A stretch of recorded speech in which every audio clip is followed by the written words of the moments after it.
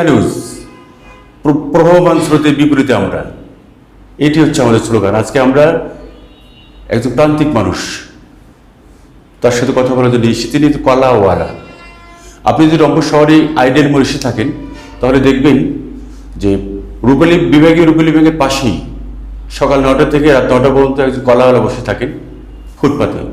ফুটপাত মানেও ছাদ নেই, ছাতা নেই, রোদ বৃষ্টিতে কষ্টের কোনো শেষ নেই। আমরা পেয়েছি একজন চাচাকে, সারাদিন বসে থেকে দেখেছি তাকে। আমরা তার সাথে তার পরিবার নিয়ে কথা বলবো, তার কষ্টের কথাগুলো শুনবো। তা আপনার নাম কি? আমার সারদার। কি নাম? সারদার রহমান। সারদার রহমান।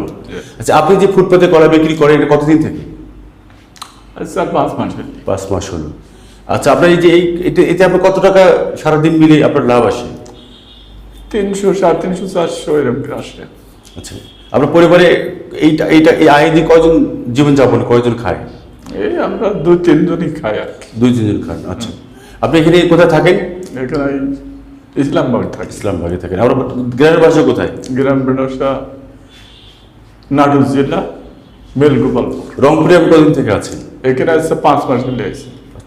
আচ্ছা, এই যে আপনি সারাদিন বসে থাকেন, বসে থাকার মতো কষ্ট কোনো কিছু নেই। আমরা আপনার দেখেছি যে একজন লোক বসে আছে কলা নিয়ে রোদে বৃষ্টিতে, এরপরে কিন্তু আমাদের মনে হচ্ছে আপনার সাথে কথা বলা। এই যে আপনি মনে করেন যে আপনার ছেলে মেয়ে কয়জন? ছেলে মেয়ে 3 মেয়ে, 2 ছেলে। সবার বিয়ে হয়ে গেছে। সবার বিয়ে হয়েছে। এখন আপনি এবং আপনার স্ত্রী আছেন, হ্যাঁ। দুজনই মূলত এই টাকার উপর নির্ভর করে হ্যাঁ। জীবন। আচ্ছা, এখন মানে আপনাকে দেখে আমাদের যে অনুভূতিটা হয়েছে যে আসলে আপনার সাথে কথা বলা দরকার, যে আপনার এই কলার ব্যবসাটা আপনি কিভাবে শুরু করলেন? আমার এখন নিজেরও অসুখ, একটা শ্বাসকাশ, অন্য ভারী কাজ আর করতে পারিনি। আগে মেলায় করছি, এখন আর পারিনি। তাহলে অসুখ বুদ্ধি হলে যে কলার ব্যবসা করে বসে থাকি, এতে আল্লাহ পাশে আমাদের দেয়টাই হবে। আপনার সন্তানরা আপনার সাপোর্ট করে না, অর্থনৈতিকভাবে কোনো হেল্প করে না কেউ? বাবা আমার কত কষ্ট, অনেক কালো যাচ্ছে না।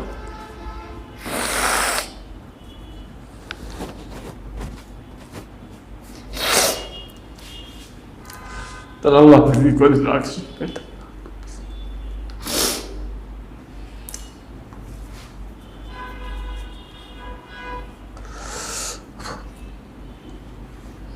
প্রান্তিক মানুষদের সাথে কথা বললেই চোখ ভিজে যায়।